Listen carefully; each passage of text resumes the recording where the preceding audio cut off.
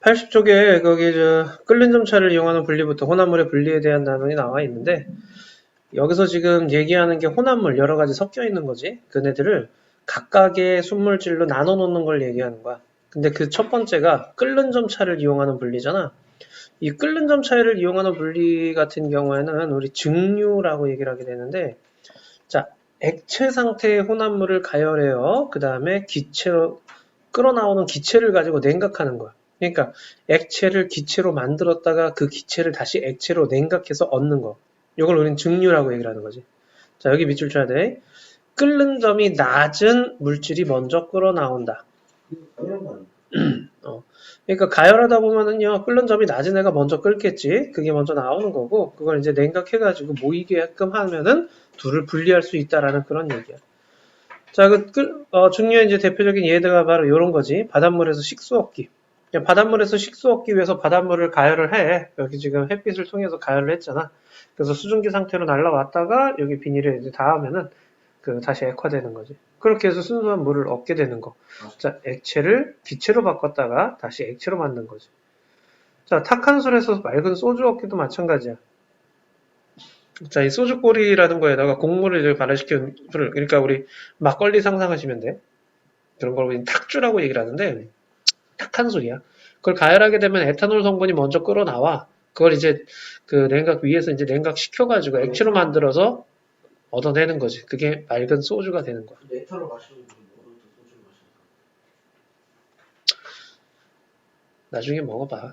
자, 그 다음 물과 에탄올 혼합물의 분리인데 자, 이 물과 에탄올 혼합물 별표 한 번만 쳐줘, 이거는.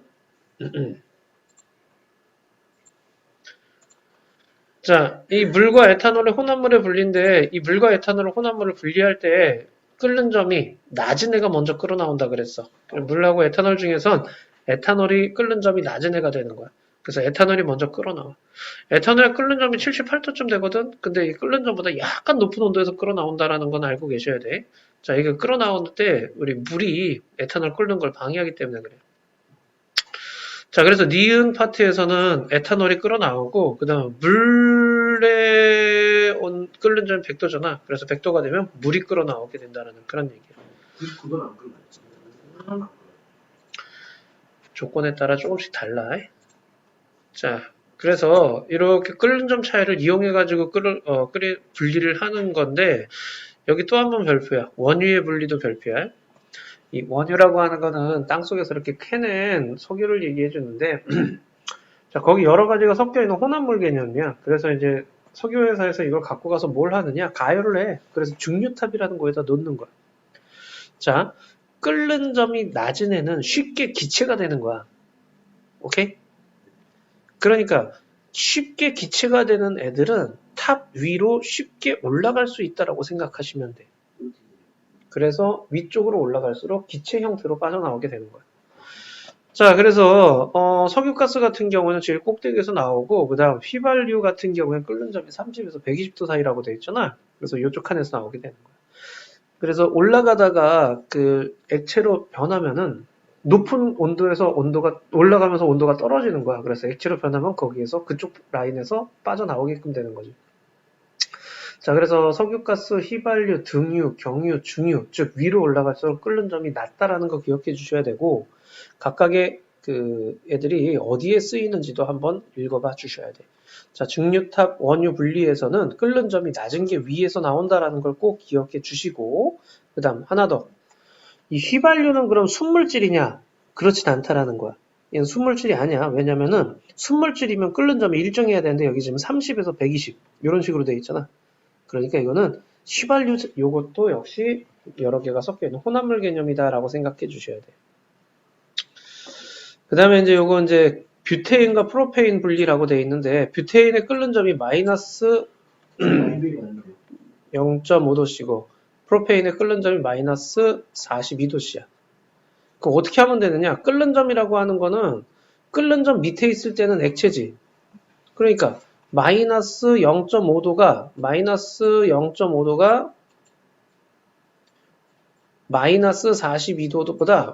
42도보다 온도가 높은 거야. 그러니까 뷰테인 같은 경우는 여기서 기체로 있어. 여기서는 액체로 있는 거지. 근데 프로페인 같은 경우에는 이 마이너스 42도 위에서 기체로 존재해, 프로페인은. 그러니까 여기를 맞춰주면 되는 거야. 하나는 액체, 하나는 기체가 되게끔. 알겠지? 마이너스 0.5로 마이너스 42도. 그 사이를 맞추면 어떻게 되는 거야? 프로페인이, 뷰테인이 액체가 되는 거지. 그래서 액체로 만들어주면은 하나는 기체, 하나는 액체니까 둘을 분리할 수 있다라는 그런 얘기가 되는 거야. 프로페인 먹을 수 있어요. 아무거나 처먹지 마. 자, 그 다음에 공기에 불린데 이 공기에서 여기 질소 끓는 점이 마이너스 196도쯤 돼. 산소 끓는 점이 마이너스 183도쯤 돼. 누가 더 끓는 점이 높은 거냐? 이거 마이너스야. 마이너스 196도하고 그 다음에 마이너스 183도가 있으면 끓는 점이 높은 애가 누구야? 산소에 끓는 점이 높은 거야. 그럼 얘네들은 어떻게 하느냐? 온도를 한 마이너스 200도로 맞췄다고 생각을 해봐. 그럼 이 마이너스를 200도로 확 낮춰버리면 산소나 질소는 다 끓는 점 밑에 있으니까 액체겠지. 1도씩 올리다 보면 누가 먼저 기체가 돼서 날아가? 질소. 끓는 점이 낮은 질소가 먼저 기체가 돼서 날아간다라는 그런 얘기야.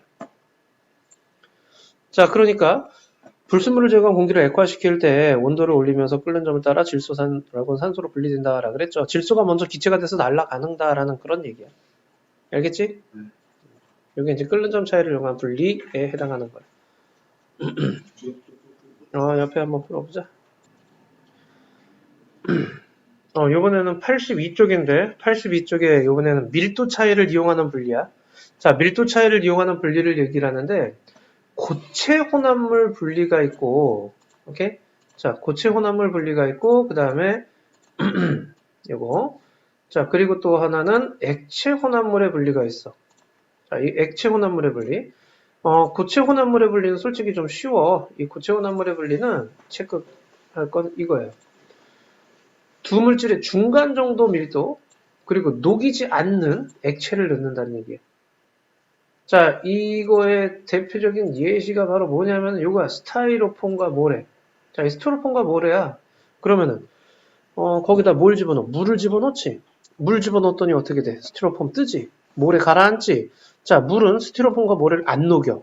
그리고 스티로폼과 모래의 중간 밀도를 갖고 있어. 하나는 뜨고 하나는 가라앉게끔 한다는 얘기지. 그렇게 해서 둘을 분리해낸다라는 그런 얘기야. 그래서 액체를 넣는데 고체 혼합물 밀도 차이를 이용하는 그 분리를 할 때 고체 혼합물은 액체를 넣되 두 물질을 녹이지 않으면서 중간 밀도를 갖는 애. 그래서 하나는 뜨고 하나는 가라앉게끔 한다라는 그런 얘기. 이 좋은 벽시 고르기 소금물 썼지. 그 다음 신선한 달걀 고르기도 소금물 썼지. 이 소금물을 이용하게 되면 소금 양에 따라서 밀도를 조절할 수가 있거든. 그래서 중간 밀도를 맞추기가 쉬워. 자, 좋은 벽시는 가라앉고 쭉정이는 뜨는 걸 이용하는 거지. 그 다음에 오래된 달걀이 위에 떠. 그 공기주머니라고 해. 오래됐으면 그게 커지거든. 그래서 밀도가 작아지기 때문에 신선한 달걀보다 위에 뜬다라는 거야. 이런 식으로 해서 둘을 분리해낼 수 있다라는 거지. 자, 액체 혼합물의 분리인데 이 액체 혼합물의 분리할 때도 역시 또 쉬운 게 왜 그러냐면 액체 혼합물인데 섞이지 않는. 체크해줘. 자, 액체 혼합물인데 어때야 돼? 섞이지 않는. 만약에 섞이는 애들이었으면 어떻게 했어? 앞에 증류와 같이 끓는 점 차이를 이용했을 거야. 근데 얘네들은 안 섞이네. 안 섞이니까 뭘 이용하느냐? 동그라미 쳐줘. 분별 깔때기. 자, 분별 깔때기라는 걸 이용하게 되는 거야. 여기다 이렇게 집어넣잖아. 그럼 밀도가 큰 애는 밑에 있고 밀도가 작은 애는 위에 뜨는 거야. 그래가지고 이 꼭지를 열어가지고서는 둘을 분리해낼 수 있다라는 그런 얘기지. 자, 여기서 이제 좀 주의해서 봐야 될 게 이제 물 식용유는 뭐 당연히 분리되는 거 알 거고 간장 참기름도 그렇고 물과 에테르랑 물과 사이오마탄소는 이제 좀 익숙하지 않은 물질들이니까 기억해줘. 특히나 물과 에테르 꼭 기억해줘. 물과 에테르는 밀도 차이를 이용해. 분별 깔때기를 써. 근데 물과 에탄올은 알코올이니까 둘이 잘 섞여. 그래서 물과 에탄올은 끓는 점 차이를 이용하는 증류를 이용해야 돼. 자, 알겠어요, 여기까지? 자, 그 예시로 나와 있는 거야. 사금 채취. 그러니까 그 사금이 섞인 모래를 그릇에 담아서 이렇게 흔들잖아. 그러면 밀도가 큰 사금이 밀도가 작은 모래가 먼저 씻겨나가는 거야. 기름 유출됐을 때 물 위에 뜬 기름을 제거한다라고 했는데 기름이 물 위에 밀도가 작기 때문에 원심 분리, 혈액 원심 분리도 그렇고 요 키질이라고 하는 거는 요거 그림 보시면 알겠지만 시골 같은 데서 이렇게 키질을 하게 되는데 자 이때 쭉정이는 멀리 날아간다. 밀도가 작으니까. 그 다음에 곡물은 가운데 돌과 같은 무거운 애들은 안쪽에 모이게끔 하는 거야. 이것도 역시 밀도 차이를 이용한다라는 거야. 알겠지? 이 분별 깔때기를 쓰기도 하는데 너무 양이 적으면 이렇게 그냥 스포이드로 쭉 하고 빨아내도 돼. 됐어? 일단은 요거부터 좀 얘기하자. 85쪽. 분별 깔때기 사용 방법인데 이 분별 깔때기에다가 이런 식으로 이렇게 액체를 집어넣어요. 근데 여기 바세린을 바른다라고 돼 있지. 꼭지에다 바세린을 바른다. 이게 이제 액체가 새지, 여기 꼭지 쪽에서 액체가 새지 못하게끔 하는 거야. 자, 이렇게 딱 놔두면 층이 나뉘어지잖아. 두 층으로 나뉠 때까지 기다렸다가, 아래쪽에 있는 거를 나뉘어질 때, 마개를 열고 요거 체크해놔. 여기 위에 있는 요 마개 있잖아. 이 꼭지 열 때는 마개를 열고 해야 돼. 왜냐면 대기압에 의해서 얘네들이 쭉 내려가게끔 해줘야 되기 때문에, 그래서 마개를 열고 해줘야 돼.